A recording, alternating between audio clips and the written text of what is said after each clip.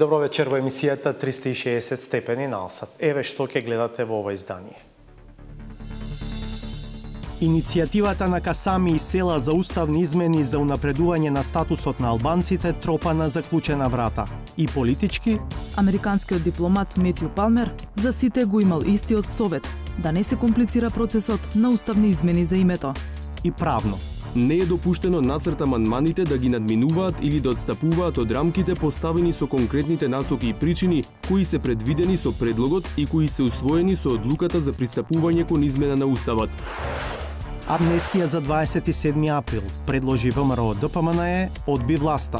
Ако воспоставите таков праг на толеранција, има и друго дело на тероризам за кој што други лица беа осудени за кумановските настани.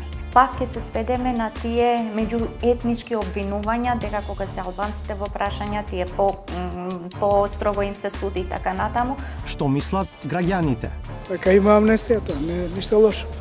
Nuk mundet se në qoftë se bëhet amnesti tradhtohet i gjithë populli. Расчистувањето на насилството во собранието услов за почеток на преговори со ЕУ. Македонско-бугарската експертска комисија пред тешка задача да ги надмине разликите во учебниците по историја.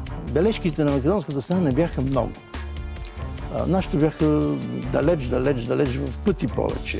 Чиј херој е Гоце Делчев? Зошто да не најдеме начин и Гоце Делчев да го славиме заеднички? Дали влезот во ЕУ ќе значи и крај за производството на домашна ракија? Какво е искуството на Бугарија? Значи лиценза се дава на којто одговаря на изисквањата.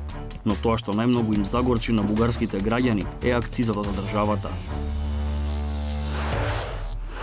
Ова беше само најавата, со прилозите се враќаме по кратка пауза.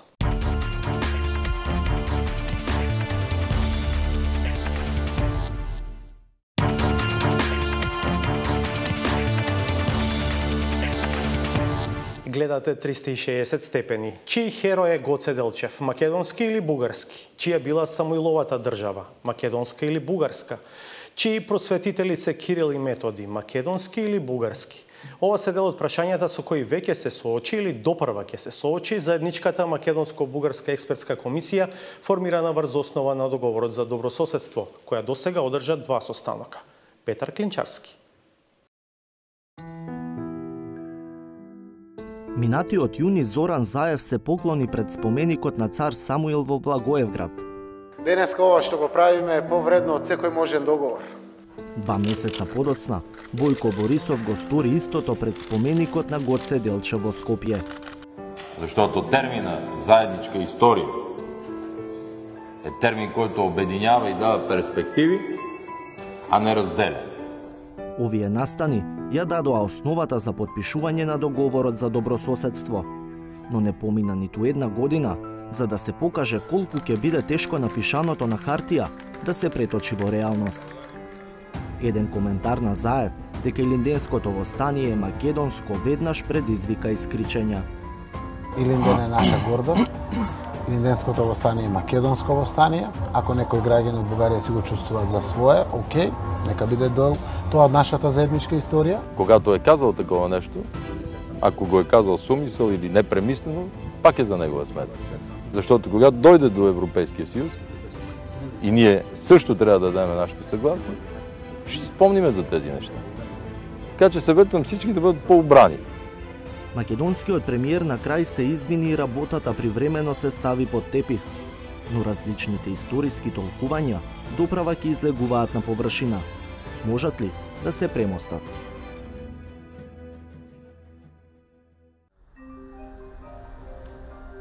Драган Ѓоргиев од Институтот за национална историја е начело на групата од 7 експерти од Македонија, кои со 7 колеги од Бугарија веќе почнаа да разговараат за разликите во учебниците во двете земји. Телото е наречено експертска комисија и е една од обврските што произлегуваат од договорот за добрососедство.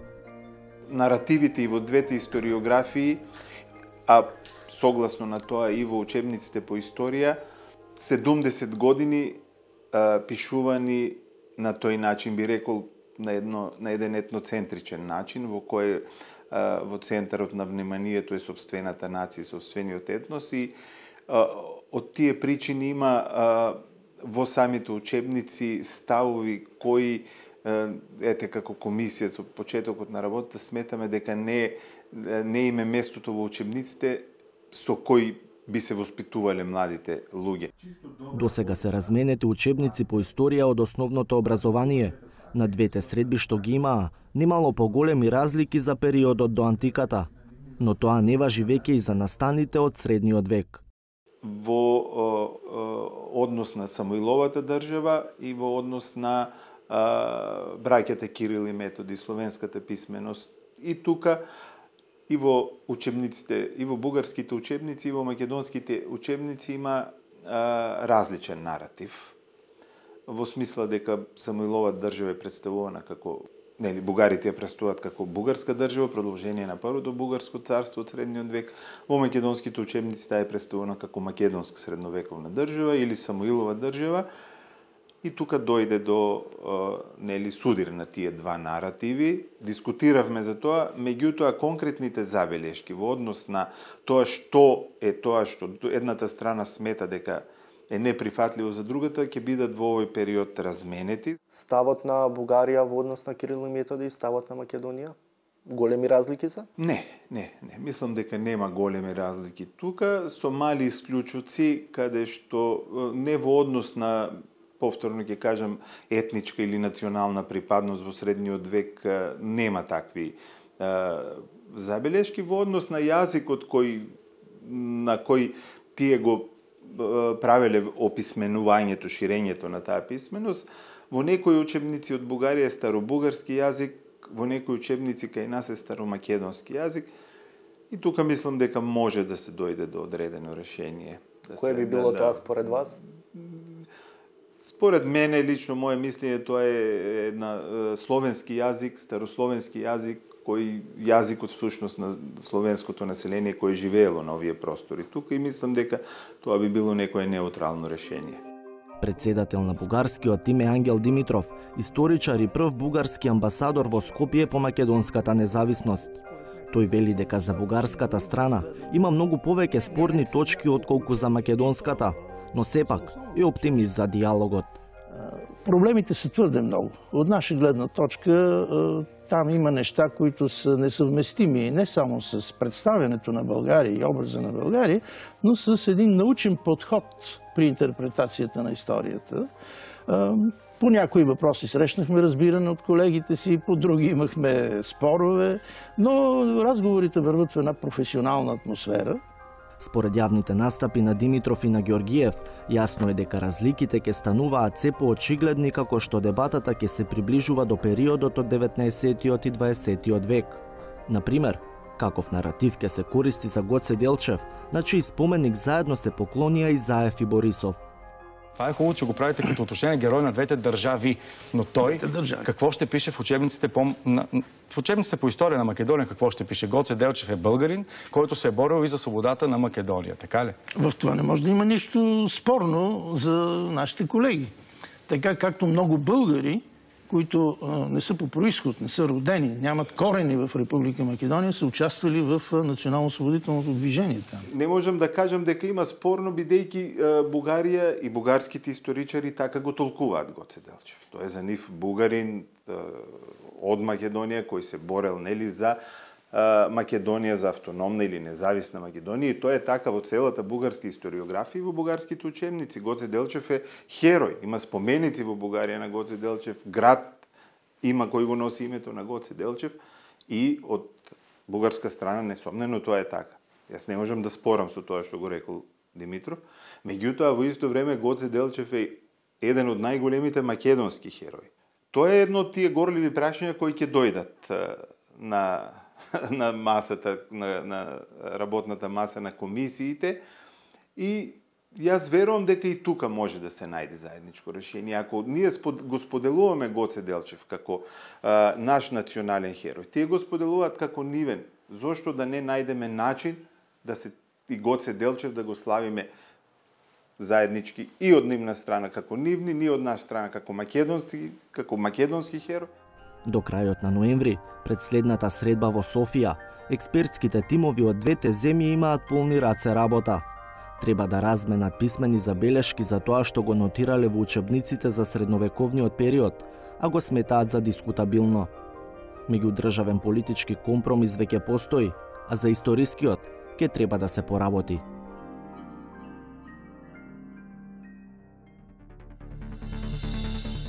Иницијативата на Касами и Села за уставни измени за унапредување на статусот на албанците тропа на заклучена врата.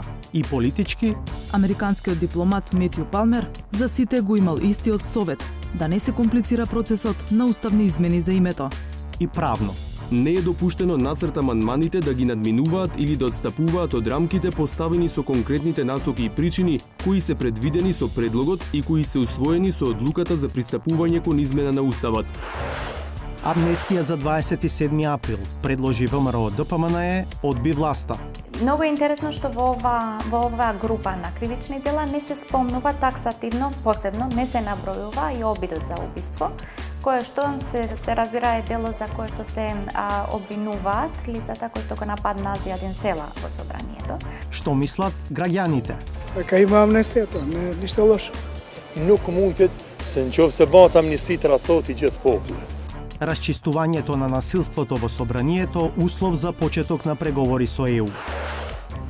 Дали влезот во ЕУ ќе значи и крај за производството на домашна ракија? Какво е искуството на Бугарија? Значи лиценза се дава на којто одговаря на изисквањата. Но тоа што најмногу им загорчи на бугарските граѓани е акцизата за државата. ВМРО ДПМНЕ денеска до собранието достави предлог закон за амнестија на осомничените, обвинетите и веќе осудените за настаните од 27 април. Власта го одби уште пред да го види. Но со оглед на повикот на премиерот Зоран Заев за помирување и очекувањата дека пратениците што гласаа за уставни измени, а се опфатени со овој случај ќе имаат некаков бенефит, дилемата е има ли ниво на амнестија кое би било општествено прифатливо. Освен за ова, Александар Димитриевски подсетува и на заклучоците од Европската Унија, во кои целосното расчистување на настаните од 27 април е предуслов за почеток на пристапните преговори. Откако со месеци го најавуваше, опозицијската ВМРО ДПМНЕ го поднесе предлог законот за амнестија за настаните од 27 април. Како што со месеци велеше, власта експресно го одби тој предлог.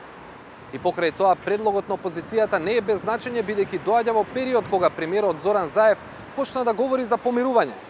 Така на настаните гледа и универзитетската професорка Беса Арифи, но таа инсистира на разлика меѓу амнестија и помирување.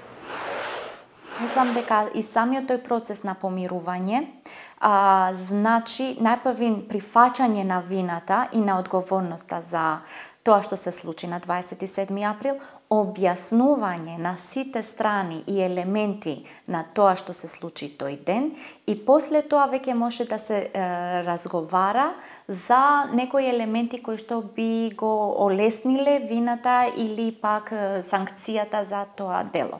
Меѓутоа, ваква општа амнестија за сето тоа што се случи на 27 април, по мене е невозможна и неприфатлива, бидејќи повеќе ќе штети на демократскиот процес, отколку ќе се придобие од истиот.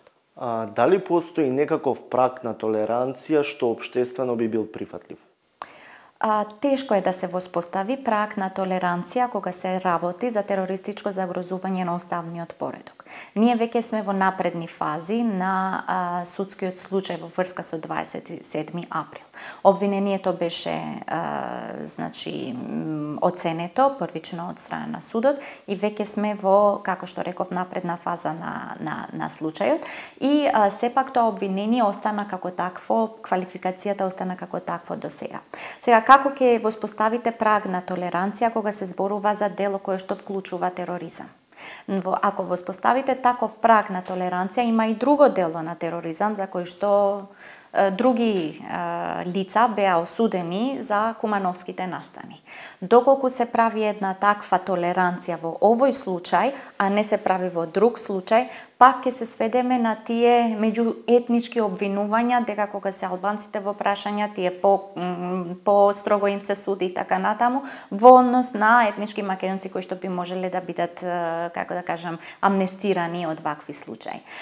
Самото обвинение беше знак дека можеби веќе е дојдено време кога вакви тешки кривични дела ќе се казнуваат без разлика кој е сторител на истите, и затоа мислам дека е многу тешко да се воспостави било каков прак. Арифи направи првична анализа на содржината на предлог законот со кој се бара амнестија не само за тие што се осудени и за оние на кои во моментов им се суди, туку и на осомничените лица. Кои се тие осомничени лица јавно не е познато. Она што е познато е дека обвинителството подолго време води предистражна постапка за така наречените нарачатели на насилството на 27 април. Преведено, ВМРО ДПМН бара ослободување од кривичен прогон и за тие лица. Професорката Арифи сепак забележува дека амнестијата предложена од опозицијата можеби не се однесува на сите инволвирани во тие настани. Се гледа дека амнестијата ќе се однесува на точно наброени кривични дела.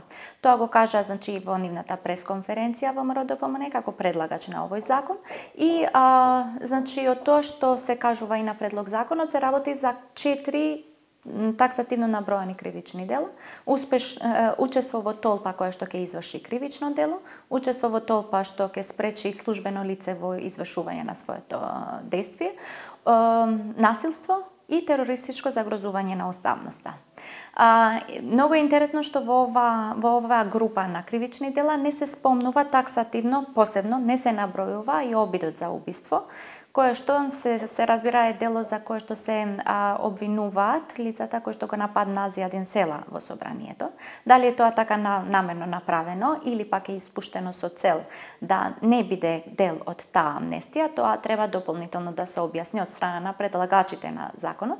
Меѓутоа, како факт може да се види од самиот поглед во овој предлог закон. Откако ВМРО ДПМН го презентираше предлог законот 360 степени ги праша и граѓаните. Треба ли да има амнестија за 27 април? Треба да се амнестираат луѓето.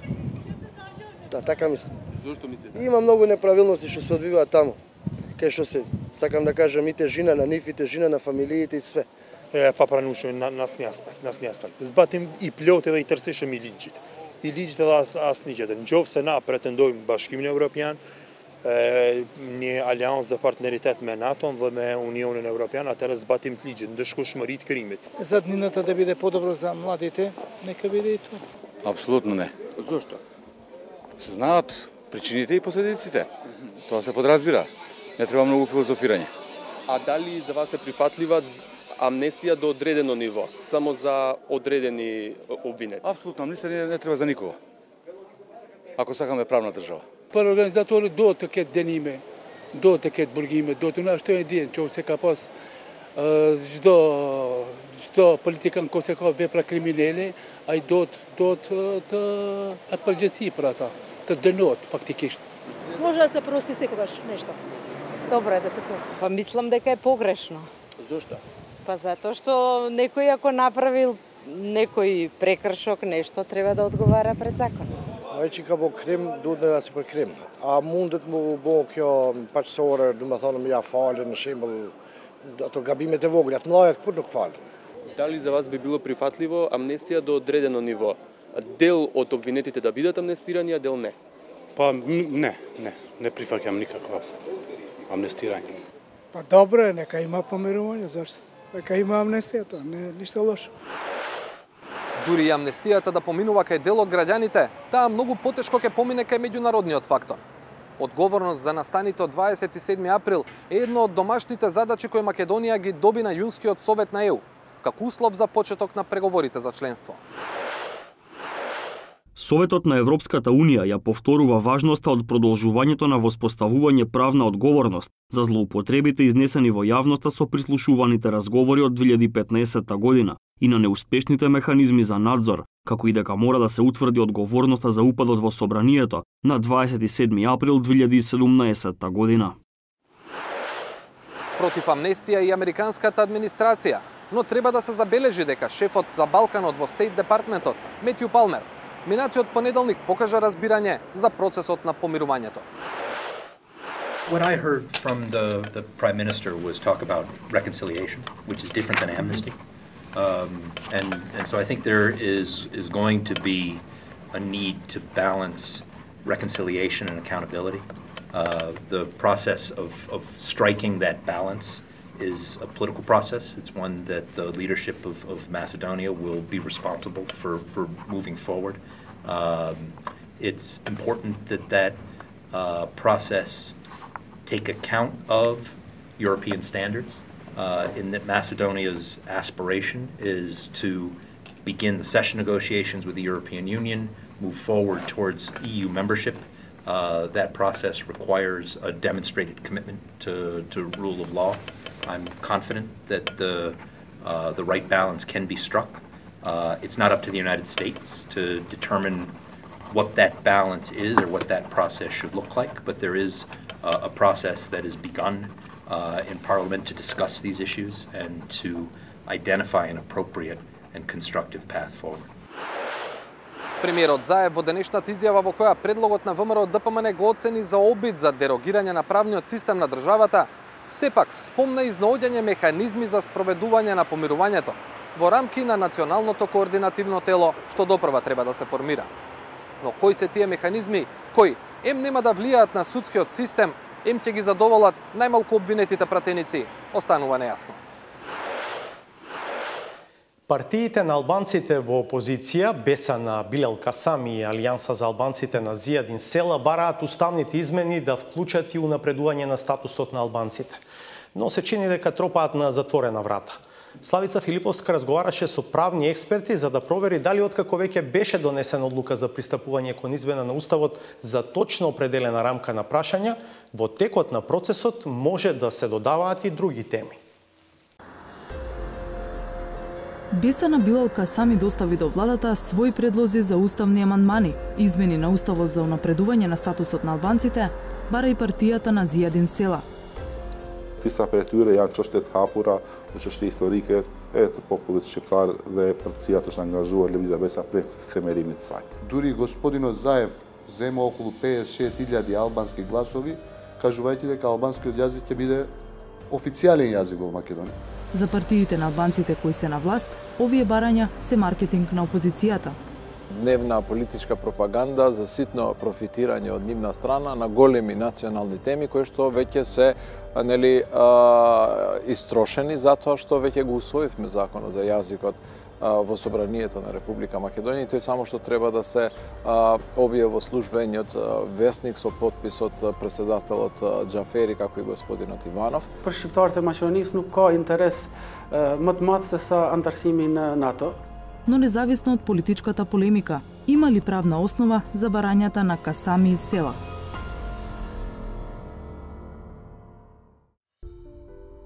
Во преамбулата на Уставот да се врати текстот од рамковниот договор од 2001-та, во кој Македонија е дефинирана како држава на сите граѓани. Албанскиот јазик да стане официјален на целата територија на државава, да се наведе дека Македонија ќе се грижи еднакво за граѓаните од сите етнички заедници кои живеат во диаспората и претседателот на државата да не може да блокира закони кои повтор пат се усвоени во собранието. Ова се предлог амандманите што лидерот на едното крило на Беса, Билел Касами, ги достави до премиерот Зоран Заев. Бара тие да се вклучат во пакетот уставни измени за името. Своји предлози во иста насока подготвуваат и од Алијанса за албанците. Но експерти по уставно право што ги прашавме за став, како асистентот на правниот факултет во Скопје Денис Прешова, велат дека дополнителни барања во оваа фаза од постапката немаат основа. Изготвувањето на нацрт амандманите представува втора, односно трета фаза од постапката и таа е детерминирана од претходните фази. Поточно, член 194 од Деловникот определува дека предлогот за пристапување кон измена на Уставот треба да содржи конкретни насоки и причини за изменување и дополнување на Уставот. Во конкретната ситуација, тоа е имплементација на Преспанскиот договор. Со одлуката за пристапување кон измена на Уставот, во основа се прифатени конкретните насоки и причини предвидени со предлогот. За Прешова и заклучокот што се усвојува веднаш по донесувањето на одлуката за пристапување кон измена на Уставот, ги потврдува рамките во кои ќе се изготвуваат нацрт амандманите. Врз основа на одлуката и заклучокот понатаму се изготвува нацртот. Поради ова, од процедурален аспект, не е допуштено нацрт амандманите да ги надминуваат или да отстапуваат од рамките поставени со конкретните насоки и причини кои се предвидени со предлогот и кои се усвоени со одлуката за пристапување кон измена на Уставот. За такви амандмани, предлогот треба да содржи конкретни насоки и причини, а тоа не е случај во конкретната ситуација. Соочени со ваквиот став, иницијаторите на дополнителни амандмани се повикуваат на своји правни експерти. Disa jemi konsultuar me ekspert juridik gjatë përpillimit të këtyre kërkesave dhe jemi në konsultime të vazhdueshme. Nuk duhem të prejudikojmë dhe të mendojmë që në asnjë mënyrë nuk do të pranohen propozimet tona, përkundër jemi optimist. Dhe nëse dikush nuk besonte se do të mblidhen 2/3 për të votuar ndryshimet kushtetuese, në fund ndodhi dhe ne mendojmë që edhe në këtë rast në fund do të kryhet çdo gjë me sukses dhe shumica e propozimeve tona do të jenë pjesë përballëse e tekstit. Amandmани се пишуваат и во Алијанса за албанците. Генералниот секретар на партијата Арбен Таравари вели дека не станува збор за пазарење, туку за легитимни и правно издржани барања. Дојдовме во ситуација кога зборуваме за криминалци, луѓе кои што сакаат да убијат, зборуваме дека можеме нив да ги амнестираме, а за албанскиот јазик за уставна категорија никако не можеме да збориме.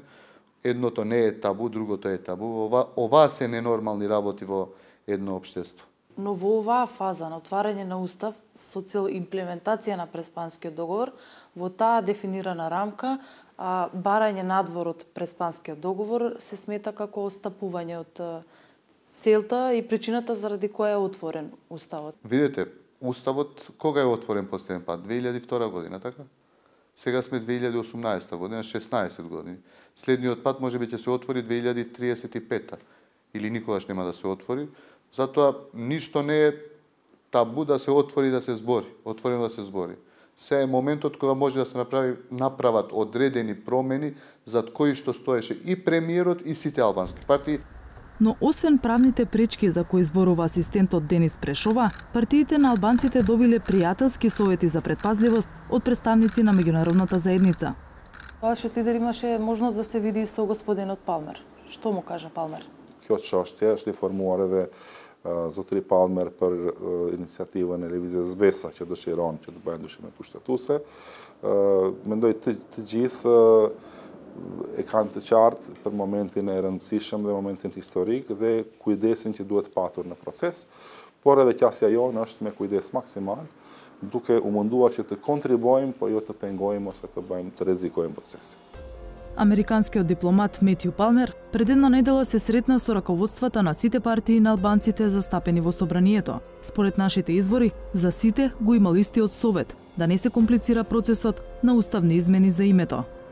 Владеачките партии сметаат дека како и да одиграат селајка сами, процесот нема да биде загрозен. Мислам дека они од своето елементарно непознавање веќе проаѓаат во поле на дневна политика, на искористување на ситуацијава и јас сум убеден дека нема да представува никаква пречка за целиот овој процес, а на крај на криштата па сметам дека ќе имаме многу повеќе од 80 гласови во следното гласање, нивните 4 гласови се нерелевантни во целиот овој процес веќе. Mendoj që ndodhemi në një rast historik pas shumë mundeve, peripecive dhe sakrificave dhe gjithë spektri politik në vend duhet jep shans për mbylljes së këtij procesi dhe antarësimit të vendit në NATO. Andaj, për gjithë faktorëve politikë në vend kërkohet konstruktivitet dhe mbështetje në këtë drejtim.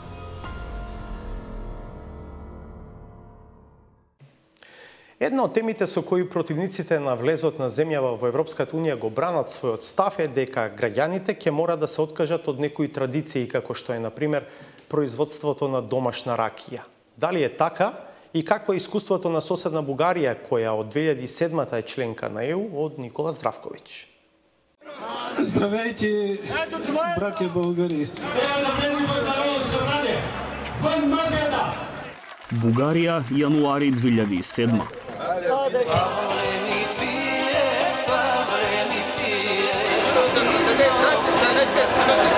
Непол месец по влезот во Европската Унија не се смируваат протестите против нововведените акцизи за ракија произведена дома.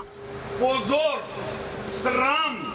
Защото използват Европейския съюз за параван да правят своите мръсни дела. Смятам, че и тук за пръв път от 17 години ще стане прецедент и народа ще победи правителството.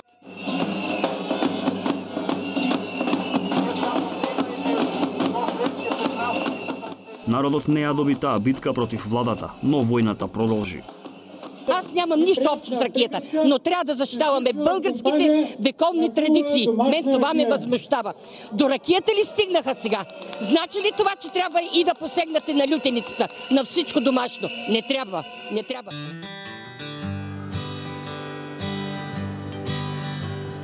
Дебатата во соседна Бугарија се уште е жива, но дали е таква и традицијата, како пред влезот во Европската Унија? Селото Горна Бешовица се наоѓа на околу 115 км североисточно од Софија. Во мирното место со околу 200 жители живее и Тихомир Борисов. Лебот го вади од занаед, кој се појави со влезот на земјата во Европската Унија. Лиценцирана дестилерија или народски кажано казанџија.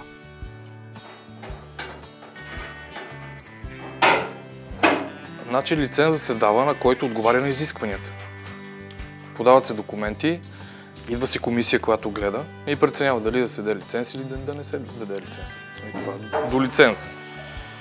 И вече, когато се издаде лиценз, започва работа и си има документация, която се води ежемесечно. Ежемесечно се отчитаме на агенция Митници, било то с или без работа. Логиката на бизнисот што го води Тихомир е што по влезот во Европската Унија домашна ракија може да се прави само кај лиценцирани казанџии. Остатокот од процесот, како изборот на суровина и јачината на пијалокот, си е ист, по вкус на муштеријата. Но тоа што најмногу им загорчи на бугарските граѓани е акцизата за државата. Според Тихомир, расте свеста дека може да биде многу поскапо ако не се плати. Нужно е да се въведат по-строг контрол. Защото като няма контрол, всеки прави каквото си иска. Кои може да бъдат последиците от това? Ами последиците са най-малкото да има смъртни случаи, както ги има непрекъснато.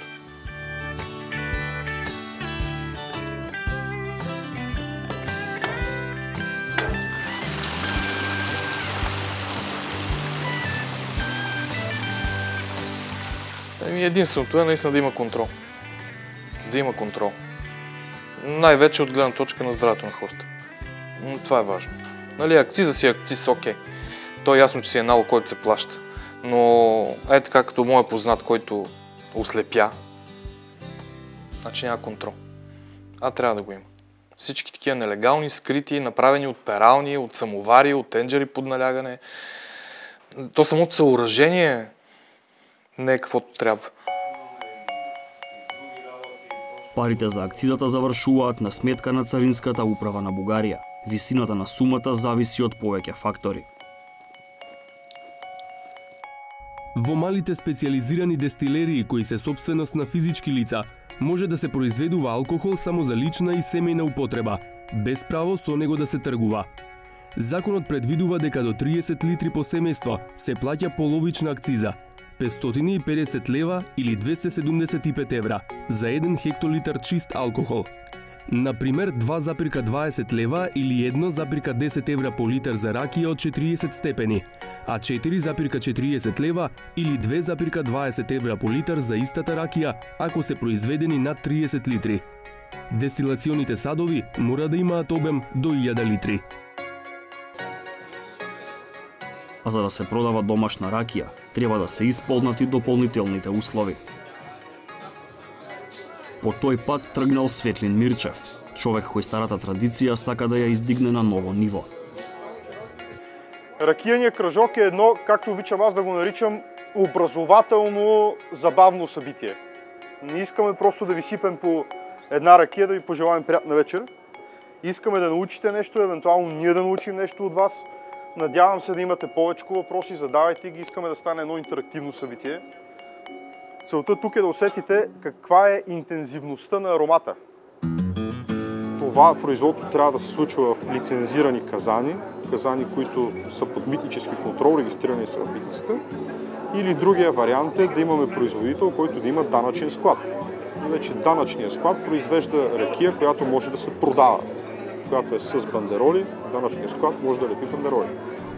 Светлин смета дека новите правила за производство се добри и не иштетат на традицијата, но за разлика од неговиот колега Тихомир, тој смета дека царинската контрола е престрога. По влезот во Европската Унија многу умина немале пари да ги исполнат условите за лиценца и се откажале. Други пак инвестирале, но потоа затвориле под притисок на инспекциите. Смея да твърдя, че аз не съм виждал друга държава, поне в рамките на Европейския съюз, където да има толкова строг контрол от страна на митницата. В България поне митницата контролира изключително строго и, да кажем, не се прилага така наречения common sense. Да има някакво поле за разбиране, което го има в много западноевропейски държави. В България закона се прилага в цялата му строгост, което до голяма степен е проблем, защото законът е, поне от моята гледна точка, е прекалено строг. Прекалено строг.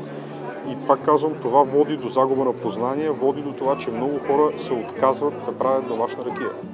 Во Бугарија има околу 1500 лиценцирани дестилерии, како оние на Светлин и на Тихомир. Во теорија, целата регулатива треба да ја зачува традицијата, но да ја спречи нелегалната продажба и нелегалното производство на ракија.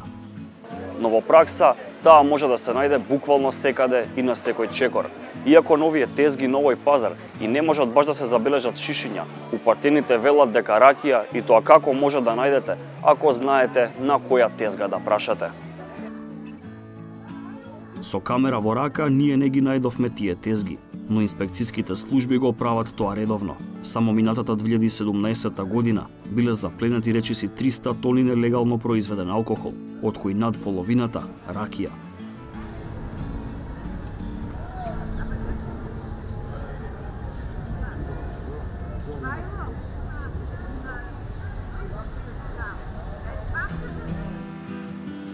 И додека властите и населението си играат мачка и глушат со новите правила за ракијата, преди по влезот на Бугарија во Унијата, нема сомнежи за корисните ефекти врз другите гранки за производство на алкохолни пијалаци. Преди влизането ни в Европейския съюз, българският винарски бранш беше като една разрушена постройка. След влизането ни в Европейския съюз се случиха много инвестиции с европейски фондове, които позволиха на голяма част от винарските изби всъщност да инвестират. Било то в технология, в самата изба, в оборудване за винарските изби, да инвестират в засаждане на нови лозови масиви, по-модерни, да инвестират в обучение и образование на своите кадри. И бугарските, како и македонските винари сакаат да се фалат колку им е убаво виното. Една од најважните разлики е што производот на источните соседи може и да се вкуси на повеќе места во светот. Бидейки част от Европейския съюз, това ни позволява да работим много лесно. Много по-лесно на много по-достъпни пазари. Като на първо място всички страни от Европейския съюз, но не само. Включително за нас е доста по-облегчен вече режима да направим един износ за САЩ, за Канада. С Канада даже България има спогодба вече за безмитна търговия, което ще рече, че да речем, ако се изнася македонско вино, то има мито, има акцизи. В Канада българското в момента вече няма. Тоест има своите големи плюсове и повярвате или не, един износ, подготвянето на документите за един износ, който да направим, да речем в Белгия, на мен ми отнема 5 до 10 минути. Нещо, което преди години беше немислимо. Ја напуштаме Бугарија, додека размислуваме за добиените совети. Некој некаде низ Унијата веројатно се насладува со бугарски производ. Што да понуди има и Македонија, но за нејзините продукти да го најдат патот до европските трпези, треба и самата да го најде патот до Унијата. Тихомир не планира да го прекине бизнисот. Стилово, ние когато на Балканите правим ракија, ние мислим за храна. Светлин веќе го одбрал патот кон развој и странските трпези.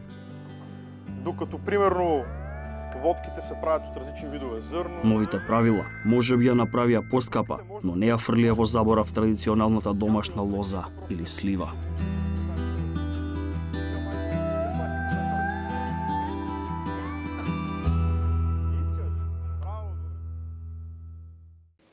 Овде не е крајот на 360 степени и пократката пауза е саботажата. Бидете нас.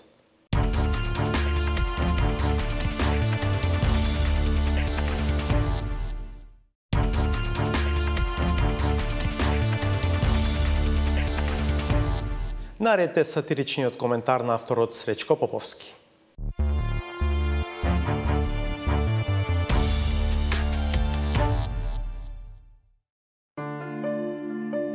Пропагирањето патриотизам како алатка за приграбување до власта е механизам кој редовно го практикуваат политичките елити. Нивните апологети, свесни дека тоа најмногу влијае врз имунитетот на која било владеачка структура и ја кредитира матрицата која тие ја привилегираат низ партискиот профил, јасно го форматираат ликот на херојот и на архинепријателот. ВМРО-ДПМН е македонска партија и таа е партија која што треба да ги штити македонските национални интереси. Таа партија не е партија за да го штити интересите на Вес Мичел или на Палмер или на кој тие. Може би тоа би било во ред ако овие изрази за родолюбивата страст се потпираат врз искреностот и е непримерно да се аплаудира на таква политика, а во исто време длабоко во себе да се негува желба да се биде на истата страна и да се биде содржавјанин со истите тие луѓе од истата таа земја. Каде ќе земете пасош? Реков, јас би сакал да земам од Соединетите американски држави, Австралија или Канада. Тие се три најпосакувани земји за секој еден емигрант. И оттаму ќе се секирате за Македонија? Не, во таква ситуација не би гледал. Би гледал, ама тие што гледаат реално барем на тукашните случувања, во онаа структура која себе си постојано се позиционира на заштитничката страна. Во тековниот амбиент не чувствуваат присуство на предавнички елементи, туку отсуство на храброст, на оние кои тврдат дека движат напред, ама веројатно со пат на исправа со која не можат да ја поминат нецврстата граница. Да се разбереме, ние бараме расчистување со криминалците во своите сопствени редови, а не со неистомислениците. Проблемот е во тоа што расчистувањето со оние со кои треба да се расчисти оди тешко и на државата. Калкулациите на оние што умеат добро да пресметаат, а не се математичари, покажува дека таа не може да биде тоа што се представува ако не успее да стави минус и да направи разлика меѓу честа и беззаконието. Тешко на држава која што мисли дека ако нема одговорност за криминалот, дека може да биде држава. Може да има некој опростување, меѓутоа опростување може само во црква, може во џамија. Молитвата за простување некој сепак ќе мора да ја плати со правење на нов политички греф од истапицата во која се наоѓа и опозицијската партија, ама и земјата најрационално се објаснува со приказ на однесувањето на оние што лесно упаднале, ама им е многу тешко да излезат од неа. Значи, они сакаат без пари музика, нема музика без пари. И на крајот, музиката може и да отсвири уште нешто гратис, ама пари тешко ќе се најдат ако оние што го вијат торото, како хазардери, продолжуваат и натаму да играат само на таа една и единствена карта. Не можеме ние да говориме за цел влог. 5 луѓе се вклучени, беа вклучени една година во тој процес. Заев, Димитров, еве да кажем уште 5 луѓе. Што правеа другите 1500 избрани функционери? Што правеа? Што правеше, например, овако советникот за странски инвестиции, господинот Бошковски? Донесе некоја инвестиција? Минатото ќе биде конституционализирано. Надежите за светла иднина се исклучително примамливи, ама се уште недостижни. На земјата и треба сегашност. Без неа, никој не сака да слуша ништо, а камоли истата музика.